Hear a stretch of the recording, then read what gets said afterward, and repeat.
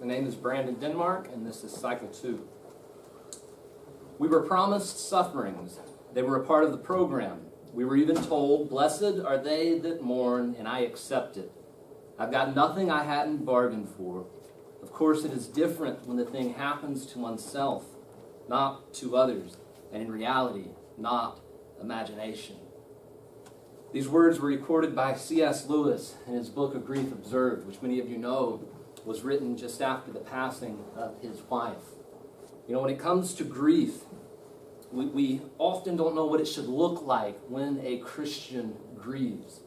When a Christian, one who trusts God, one who loves God, one who believes that God is sovereign and is working all things according to his purposes and plans, when that person experiences great sorrow, great trial, and great affliction, we often can arrive in confusion at how we are to grieve, and even as ministers, at how we are to rightly counsel those who are in the midst of grief. In John chapter 11, we come across a group of people, two in particular, who were experiencing much grief. Here we find Mary and Martha having called out for Jesus to come to their rescue, to come deliver them. Only we find them nevertheless grieving over the loss of their brother Lazarus. We'll begin reading in verse 32. Now when Mary came to where Jesus was and saw him, she fell at his feet, saying to him, "Lord, had you been here, my brother would not have died." When Jesus saw her weeping, and the Jews who had come with her also weeping, he was deeply moved in his spirit and greatly troubled. And he said, "Where have you laid him?" They said to him, "Lord, come and see." Jesus wept. So the Jews said, "See how he loved him." But some of them said, "Could not he who opened the eyes of the blind man also have kept this man from dying?" In verse 33, we see a drastic change in the physical and emotional demeanor of Jesus. If we back up in the text, we'll see that prior to verse 33, Jesus has a sort of gladness, of confidence about him and all these events that are transpiring relating to Lazarus' death. We go back to verse 4, and when Jesus gets word of Lazarus' illness, it says, "But when Jesus heard it, he said, 'This illness does not lead to death. It is for the glory of God, so that the Son of God may be glorified through it.'" What we see in the verses to follow that Jesus delays 2 days before he even begins progress of traveling to where Mary and Martha and Lazarus was. And the disciples actually, with Jesus, are a little confused by it. In verses 14 and 15, Jesus tells them clearly his reasoning. He says, "Then Jesus told them plainly, 'Lazarus has died, and for your sake I am glad that I was not there, so that you may believe.'" So we see Jesus is glad in the confidence that this is for the glory of God, that God may be glorified through it, so that the Son of God may be glorified through it, and so that his followers may be increased in their faith. But we come to verse 33, and we find Jesus, it says, moved deeply in his spirit and greatly troubled. The first speaking to his inner emotional state, which really in the original languages means he was almost moved to anger. He was indignant towards this situation. And in the latter, speaking of the outward appearance, that they saw him and could tell he was disturbed by it. And we have to ask ourselves why.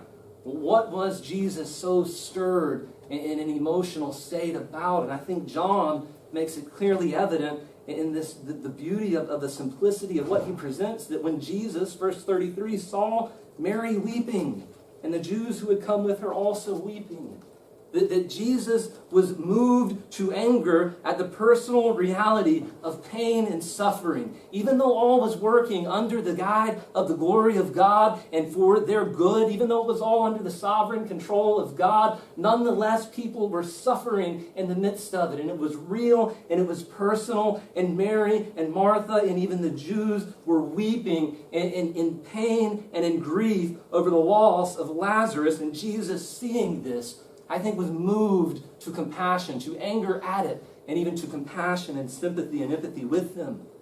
We learn that Jesus, the sovereign Christ, sympathizes with us in our sorrow and our pain. What we must realize is that just as Jesus in his gladness weeps with us, so must we in our weeping rejoice in him. We must rejoice in God in the midst of our grieving. And you might ask and might think, well, how can I do this? How can this be? What do I have to rejoice in? I want us to see three things that we can rejoice in the midst of our grieving at all times. First, we must rejoice in Jesus in the midst of our grieving because God's love is bigger than our present circumstance. God's love is bigger than our present circumstance. You know, our love is not like God's love. Our love is often short-sighted. It's often ill-informed. It can often be misguided. But we've all probably come across that mother who dearly loves her child, her baby boy, and who overprotects that child. Doesn't let him learn to ride a bike because he might get hurt. He becomes a teenager and she doesn't let him go off to church camp, because she's afraid that he might be injured while she's not there, and in the separation, she would not be there to oversee his every step. And it's a love, and it's based out of a love that she has for that boy. But it's short-sighted and it's misguided, because that boy becomes an adult and he doesn't know how to cope with the reality of life. Our love is like that in so many different ways, but God's love is not. God's love, it is bigger than our current circumstance. He sees the whole picture, and it is informed by his omniscience and by his eternal perspective. We look to this text and we see the love that Jesus has to Mary, to Martha, and to Lazarus is clearly evident.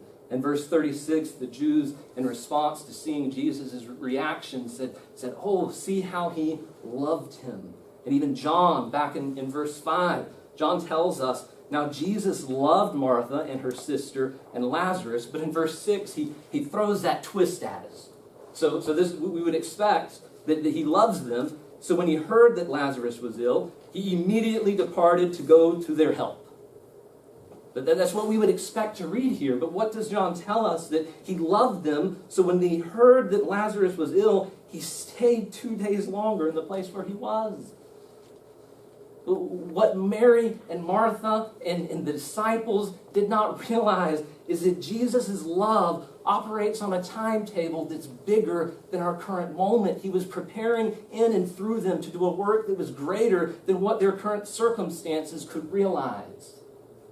How often do we doubt the love of God when we do not get the immediate response from him that we're expecting? We doubt his love, and we must realize that God and his love is working according to a bigger picture that we cannot see. So we must rejoice in his love no matter the circumstance. Secondly, we must rejoice in God in the midst of our grieving, because God's power is greater than our present affliction. God's power is greater than our present affliction. In this story, we see Jesus, who is the Christ, the Son of God, prove his authority over all things, even death itself.